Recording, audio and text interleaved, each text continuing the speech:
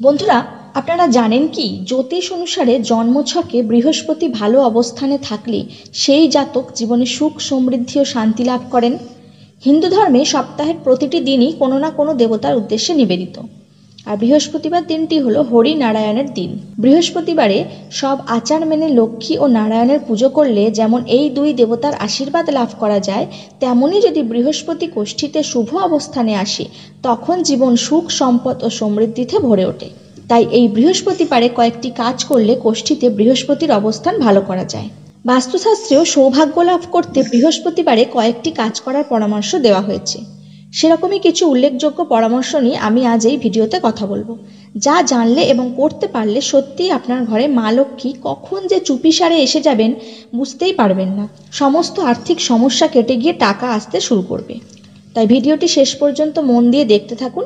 ভালো লাগলে লাইক ও শেয়ার করবেন, আর চ্যানেলটি সাবস্ক্রাইব করে রাখবেন যাতে এই ধরনের ইনফরমেশনমূলক ভিডিও আমি ছাড়লে আপনি দেখতে পান।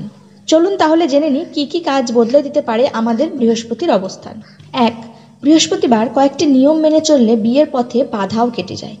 কারোর বিয়েতে দেরি হলে বন্ধুরা তাকে বৃহস্পতিবার উপবাস পালনের পরামর্শ দেওয়া হয়। এছাড়াও যাদের বিবাহিত জীবনে কলহ রয়েছে তারা কলা গাছকে পুজো করতে পারেন। 2. বৃহস্পতিবার পূর্ণিমা পড়লে সেদিন সত্যনারায়ণের পুজো করুন। পুজোয় সুপারি নিবেদন করুন। পুজোর পরে এই সুপারিটি আলমারির লকারে রেখে দিন। এর ফলে মা লক্ষ্মীর আশীর্বাদে কখনো অর্থাভাবের মুখে পড়তে হবে না আপনাকে। 3. বৃহস্পতিবার তুলসী গাছের ডাল ও হলুদ রঙের ফুল নিয়ে লক্ষ্মী ও নারায়ণের পুজো করুন।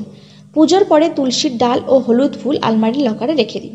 এর ফলে মা লক্ষ্মী আপনার আলমারি ভরিয়ে দেবেন। 4. গুরুদোষ কাটাতে স্নানের জলে 1 চিমটে হলুদ মিশিয়ে বৃহস্পতিবার স্নান করুন। পাশাপাশি স্নান করার সময় ওম নমো ভগবতে বাসুদেবায় নমঃ মন্ত্রটি উচ্চারণ করবেন। কপালে কেশরের তিলক কেটে উপবাস পালন করবেন। 5. বৃহস্পতিবার বিশেষ করে সূর্যোদয়ের আগে ঘুম থেকে উঠে স্নান করুন। স্নানের সময় বিষ্ণু সহস্রনাম স্তোত্র পাঠ করুন। এই দিন উপবাস রাখলে বৃহস্পতি তুঙ্গে থাকে। সম্ভব হলে একটি কলা গাছে জল নিবেদন করে প্রার্থনা করুন। 6. বৃহস্পতির বিশেষ আশীর্বাদ পেতে এই দিন বিশেষ আচার অনুষ্ঠানে হলুদ রঙের পোশাক পরতে পারেন। বৃহস্পতি দেবের মূর্তি স্থাপন করে তাতে চন্দন ও হলুদ ফুল দিয়ে পুজো করুন। এছাড়াও প্রসাদে ছোলার ডাল ও গুড় নিবেদন করুন। 7. বাস্তু বিশেষজ্ঞদের মতে একটি লাল রঙের কাপড় আলমারির লকারে রেখে দেওয়া অত্যন্ত শুভ। এর জন্য বৃহস্পতিবার একটি লাল কাপড় পেতে তার উপরে ঘট স্থাপন করুন। এবার সব নিয়ম মেনে এই কলসের পুজো করুন। পুজোর পরে এই লাল কাপড়টি আলমারির লকারে রেখে দিন। এর ফলে জীবনে অর্থের আগমন ঘটবে ও সমৃদ্ধি বাড়বে। 8. কুণ্ডলিতে বৃহস্পতির অবস্থানকে শক্তিশালী করতে এই দিন কাউকে ধার দেওয়ার সময় একটু ভেবেচিন্তে কাজ করবেন। অর্থ লেনদেনের কারণে বৃহস্পতির প্রভাব দুর্বল হয়ে পড়ে। ভাগ্যে বৃহস্পতি তুঙ্গ রাখতে এই কাজ ধীরে ধীরে বন্ধ করুন। এমনটা করলে জীবনে কখনো আর্থিক অনটনের মুখোমুখি হতে হবে না। 9. এছাড়াও বন্ধুরা বৃহস্পতিবার শিব মন্দিরে গিয়ে মহাদেবের পুজো করুন। পুজোর সময় শিবলিঙ্গে একটি নারকেল নিবেদন করুন। পুজোর পর ভোলানাথের আরতি করবেন। এরপর শিব ও পার্বতীর কাছে সম্পদ সমৃদ্ধি খ্যাতি ও প্রতিপত্তি লাভের জন্য প্রার্থনা করুন। বাড়ি ফিরে এই নারকেলটি আলমারির লকারে রেখে দিন। যে কোনো বিশেষ দিনে নারকেলটি লকার থেকে বের করে পুজো করুন। 10. দেবগুরু বৃহস্পতির আশীর্বাদ পেতে তুলসী গাছের পুজো করুন। বিশেষ করে বৃহস্পতিবার তুলসী গাছের গোড়ায় কাঁচা দুধ নিবেদন করবেন। 11.